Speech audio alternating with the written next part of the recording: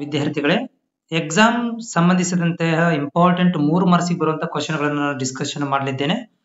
So ಎಷ್ಟಾಗುತ್ತೆ ಅಷ್ಟು ನಾನು 3 ಮಾರ್ಕ್ಸಿನ ಕ್ವೆಶ್ಚನ್ ಗಳನ್ನ ಶಾರ್ಟ್ ಆಗಿ ಮತ್ತು ನಿಮಗೆ ಅರ್ಥವಾಗುವಂತೆ ಎಕ್ಸ್ಪ್ಲೇನ್ ಮಾಡಿ ವಿಡಿಯೋಗಳನ್ನು ಕೂಡ ಅಪ್ಲೋಡ್ ಮಾಡ್ತೇನೆ.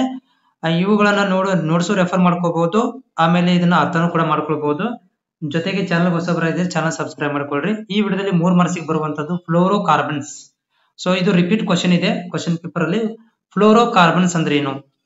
ಸಿಂಪಲ್ ಆಗಿ ಎರಡು ಡೆಫಿನೇಷನ್ ಮುಖಾಂತರ ಎಕ್ಸ್ಪ್ಲೇನ್ ಮಾಡ್ತಿದ್ದೇನೆ. Just definition: these are the organic compounds containing fluorine and carbon atoms.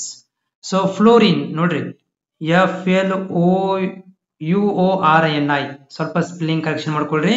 So fluorine ನೋಡ್ರಿ, ಯಾವ ಒಂದು ಆರ್ಗ್ಯಾನಿಕ್ ಕಂಪೌಂಡ್ ಒಳಗಡೆ ಫ್ಲೋರಿನ್ ಮತ್ತು ಕಾರ್ಬನ್ ಇವೆರಡೇ ಇರ್ತಾವು, ಅವುಗಳಿಗೆ ನಾವು ಫ್ಲೋರೋ ಕಾರ್ಬನ್ಗಳು ಅಂತ ಕರಿತೀವಿ. ಇದು ಸಿಂಪಲ್ ಆದಂತ ಡೆಫಿನೇಷನ್.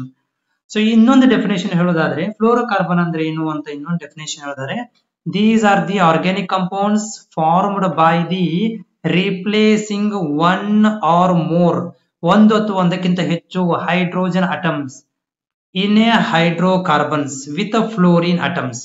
ಅಂತಂದ್ರೆ ಅರ್ಥ ಏನು? ಇದು ಒಂದು ಆರ್ಗ್ಯಾನಿಕ್ ಕಂಪೌಂಡ್. ಇದು ಹೆಂಗ್ ಫಾರ್ಮೇಶನ್ ಆಗುತ್ತೆ ಅಂತಂದ್ರ ರಿಪ್ಲೇಸಿಂಗ್ ಒಂದು ಅಥವಾ ಒಂದಕ್ಕಿಂತ ಹೆಚ್ಚು ಹೈಡ್ರೋಜನ್ ಅಟಮ್ಗಳು ರಿಪ್ಲೇಸ್ಮೆಂಟ್ ಆಗ್ತಾವು ಫ್ಲೋರಿನ್ ಅಟಮ್ ದೊಂದಿಗೆ. ಉದಾಹರಣೆ ತೋರಿಸ್ತೀನಿ ನೋಡಿ. ಸೊ ಇಲ್ಲಿ ಕಾರ್ಬನ್ ಇದಾವು, ಇದೊಂದು ಹೈಡ್ರೋ ಕಾರ್ಬನ್ ರೀ.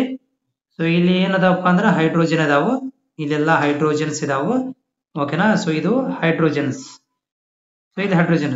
ಸಿ ಈ ಒಂದು ಹೈಡ್ರೋಜನ್ ರಿಪ್ಲೇಸ್ಮೆಂಟ್ ಆಗುತ್ತೆ ಎದ್ರ ಮುಖಾಂತರ ರೀ? ಹೈಡ್ರೋಜನ್ ರಿಪ್ಲೇಸ್ಮೆಂಟ್ ಆಗಿ ಇಲ್ಲಿ ಏನಾಗುತ್ತೆ ಅಂದ್ರೆ ಇಲ್ಲಿ ಎಚ್ ಇದ್ದಲ್ಲಿ ಹೋಗಿ ಏನಾಗುತ್ತೆ ಅಂತಂದ್ರ ಎಫ್ ಆಗುತ್ತೆ. ಓಕೆನಾ? ಸೊ ಎಲ್ಲೆಲ್ಲಿ ಎಚ್ ಇದೆ ಸೊ ಅಲ್ಲೆಲ್ಲಿ ಏನಾಗುತ್ತೆ ಅಂದ್ರೆ ಎಫ್ ಆಗ್ತಾ ಹೋಗುತ್ತೆ. ಇಲ್ಲಿ hydrogen replaced by fluorine atoms. So ಇದಕ್ಕೆ ನಾವೇನಂತ ಕರಿತೀವಿ? ಫ್ಲೋರೋ ಕಾರ್ಬನ್ಗಳು ಅಂತ ಕರಿತೀವಿ. ಸೊ ದೀಸ್ ಆರ್, ಇನ್ನು ಸ್ವಲ್ಪ ಪಾಯಿಂಟ್ ಹೇಳೋದಾದ್ರೆ, these are denser than water. So ನೀರಿನ ಸಾಂದ್ರತೆಗಿಂತ ಇವು ಡೆನ್ಸರ್, ನೀರಿಗಿಂತ ಸಾಂದ್ರತೆ ಜಾಸ್ತಿ ಇರುತ್ತೆ. ಆಮೇಲೆ ಇದು ಓಜೋನ್ಗಳನ್ನ ಡಿಸ್ಟ್ರಾಯ್ ಮಾಡ್ತವೆ. ಈ fluoro carbon these are ozone destroyers, ಓಜೋನ್ಗಳು ಡಿಸ್ಟ್ರಾಯ್ ಮಾಡ್ತವೆ. ಉದಾಹರಣೆಗೆ ಹೆಕ್ಸೋ ಫ್ಲೋರೋ ಬೆಂಜಿನ್ ಇರ್ಬೋದು, ಆಕ್ಟೋ ಫ್ಲೋರೋ ಟಾಲಿನ್ಗಳು ಉದಾಹರಣೆಗಳು. ಓಕೆ, ಆಮೇಲೆ ಇನ್ನೊಂದು ಸ್ವಲ್ಪ ಇದ್ರ ಬಗ್ಗೆ ಹೇಳೋದಾದ್ರೆ, ಇವುಗಳು ಎಲ್ಲೆಲ್ಲಿ ಯೂಸ್ ಮಾಡ್ಕೊಂತೇವೆ? What are the application are uses? Uses ಅಂದ್ರೆ ಒಂದೇ, ಅಪ್ಲಿಕೇಶನ್ ಅಂದ್ರೆ ಒಂದೇ.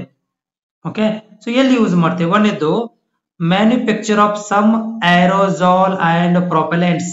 ಓಕೆ, ಏರೋಸಾಲ್ಗಳು.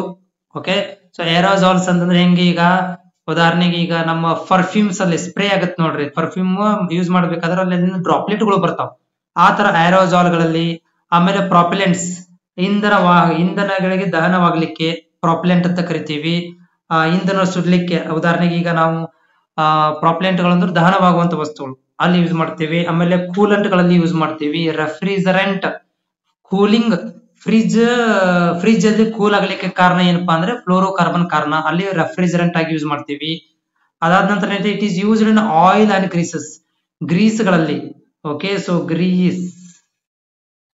ಗ್ರೀಸ್ ಗಳಲ್ಲಿ ಕೂಡ ಇದನ್ನ ಯೂಸ್ ಮಾಡ್ಕೊಂತೀವಿ. ಆಮೇಲೆ used in medical applications like breathing liquid ಇರ್ಬೋದು, ಬ್ಲಡ್ ಸಬ್ಸ್ಟಿಟ್ಯೂಟ್ಸ್ ಇರ್ಬೋದು, ಅಲ್ಲಿ ಯೂಸ್ ಮಾಡ್ತೀವಿ. ಮತ್ತೆ ಇನ್ಹ್ಯಾನ್ಸ್ ದ ಅಲ್ಟ್ರಾಸೌಂಡ್ ಗಳಲ್ಲಿ ಇದನ್ನ ಯೂಸ್ ಮಾಡ್ಕೊಂತೀವಿ.